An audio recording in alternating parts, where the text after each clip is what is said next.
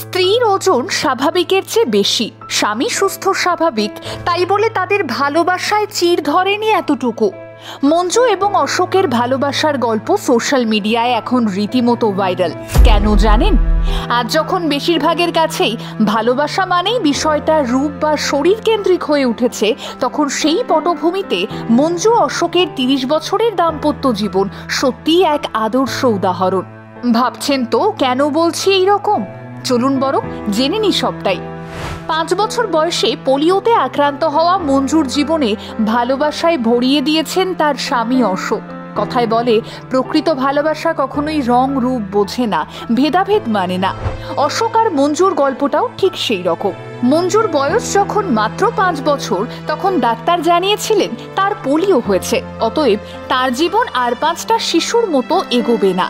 একথা শুনেই সেদিন তার বাবা মায়ের মাথায় মুহূর্তেই আকাশ ভেঙে পড়েছিল।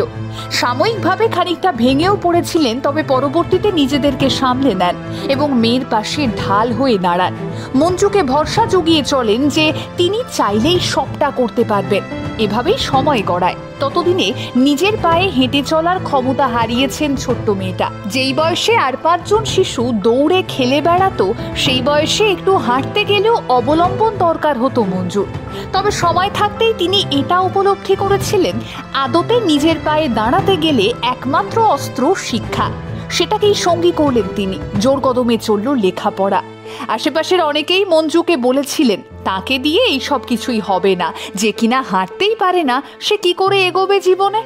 কিন্তু এত কিছুর পরও মঞ্জু দমে যাননি, থেমেও থাকেননি। নিজেকেই বুঝিয়েছিলেন হতে পারে তিনি শারীরিকভাবে প্রতিবন্ধী, তবে মানসিকভাবে তো নন। পাশাপাশি মা বাবাও তাকে বরাবর উৎসাহ জুগিয়ে চলেছেন। কথায় বলে, সৎপথে পরিশ্রম কখনোই বৃথা যায় না। মঞ্জুর ক্ষেত্রেও ব্যতিক্রম হয়নি। নিজের দক্ষতার জেরেই তিনি শিক্ষিকা হতে পেরেছেন। তবে মঞ্জুর গল্পটা কিন্তু এখানেই শেষ হয়নি। স্কুলে পড়াকালীন এক আত্মীয়ের বাড়িতে গিয়ে তার দেখা হয়েছিল অশোকের সাথে। সেটাই ছিল তাদের প্রথম দেখা। এরপর বেশ কিছুটা সময় পেরিয়ে যায়, আর এরই মধ্যে একদিন মঞ্জুর বাবা মায়ের কাছে অশোক জানান যে তিনি মঞ্জুকে বিয়ে করতে চান। একথা শুনে প্রথমটায় বিশ্বাসই করে উঠতে পারেননি মঞ্জু। ভেবেছিলেন হয়তো স্বপ্ন দেখছেন, আর যদি সত্যিই হয় তাহলে বোধহয় অশোকের অন্য কোনো উদ্দেশ্য রয়েছে। কারণ মঞ্জুর বিষয়ে অশোক তো সবটাই জানেন। তিনি হাঁটতে চলতে পারেন না, কখনো পারবেনও না।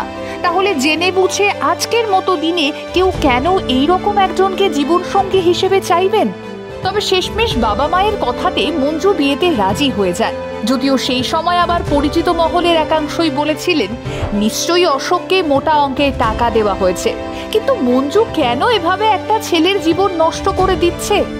এত সবের মধ্যেও অশোক মঞ্জুকে শুধু একটা কথাই বলেছিলেন, সারা জীবন তার পাশে থাকবেন। সেই থেকে আজ অবধি 30টা বছর হয়ে গিয়েছে, তার কথার অন্যথা হয়নি। এক মুহূর্তের জন্যেও আফসোস কিংবা আক্ষেপ করতে হয়নি মঞ্জুকে। আজকের দিনে দাঁড়িয়ে কান পাতলেই শোনা যায় ডিভোর্সের মতো ওই ভারী শব্দগুলো। একটা মুহূর্তের ব্যবধানেই কত সম্পর্ক ভেঙে যায়, কি অনায়াসেই ভালোবাসায় বিচ্ছেদ হয়। অথচ সেই মাটিতে দাঁড়িয়েই মঞ্জু অশোকরা চোখে আঙুল দিয়ে আরো একবার দেখিয়ে দিয়ে যান, চাইলে এভাবেও থেকে যাওয়া যায়, ওই শুধু রেখে দিতে জানতে হয়।